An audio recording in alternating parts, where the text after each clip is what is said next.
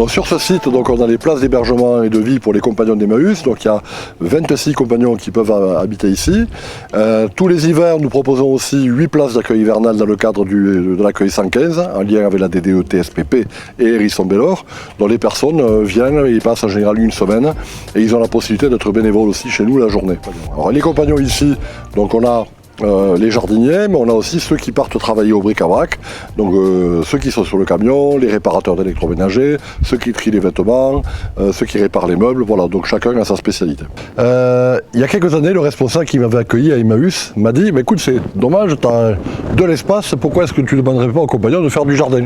Dans les premières communautés, il y avait toujours des vieux compagnons que l'abbé Pierre, auquel l'abbé Pierre demandait de s'occuper d'avoir des poules, quelques légumes pour la communauté. Et puis donc j'ai proposé aux compagnons qui étaient là de mettre quelques cultures de tomates, etc., etc. Et puis bon, quand ils partaient, tout retombait en jachère.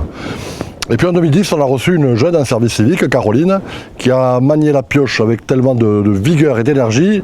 Du coup, on s'est dit, mais écoute, on te promet que le jardin n'arrêtera plus jamais parce que toi tu t'es vraiment donné à fond. Quelques années plus tard, on a commencé à avoir l'émergence de compagnons qui avaient une tradition de culture, notamment des compagnons issus de l'Afrique. Et puis on a rencontré Emmanuel Cheminot, qui est formateur au BPREA du lycée agricole de Pamiers et qui a accepté de devenir bénévole chez nous et d'initier les compagnons aux techniques de la permaculture et de l'agroécologie. Je suis intégré à Emmaüs de Pamiers comme jardinier et maintenant je suis là comme salarié. En venant là en France, j'ai eu la chance de faire une formation au lycée agricole de Pamiers avec le professeur Emmanuel, en agroécologie bio, à la permaculture et tout. Et ensuite, j'ai quand même pas mal fait des stages, des formations sur d'autres jardins, sur d'autres fermes, quoi.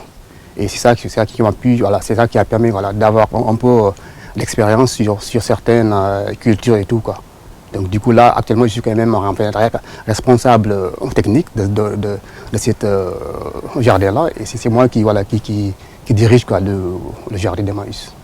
Le but premier, c'est déjà d'alimenter la cuisine des compagnons. Donc tous les jours, on a 25 compagnons qui mangent le midi et puis le soir la cuisine. Donc le but, pour leur santé, pour leur bien-être, et en même temps pour favoriser les circuits courts, donc on produit des légumes pour nous.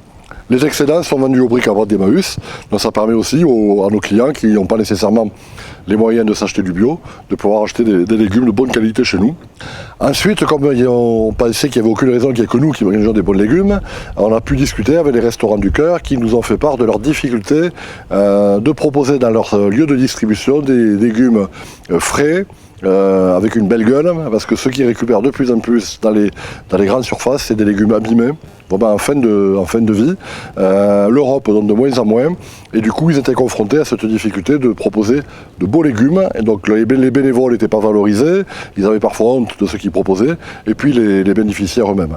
Et depuis le début juillet, donc, on fournit tous les 2 semaines 300 kg de légumes pour les restaurants du cœur. Voilà. Donc le but maintenant, c'est de pouvoir répondre aux demandes d'autres associations caritatives et d'autres partenaires qui sont engagés dans la justice alimentaire pour permettre aux plus démunis d'avoir accès à des légumes que sinon leur propre moyen ne permettrait pas d'acheter, vu la hausse aujourd'hui des prix du caddie. Oui, c'est vrai que l'été, qu'il y a quand même plus de boulot.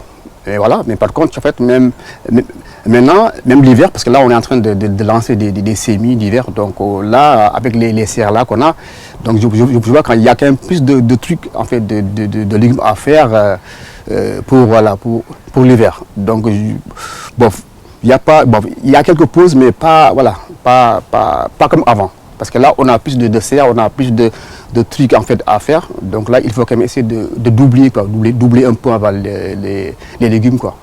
Donc voilà. Mais par contre, l'été, c'est vrai qu'il y a quand même plus de boulot quand même. J'ai fait l'apprentissage chez Patrick Melombe à Pamiers, 3 ans de pâtisserie.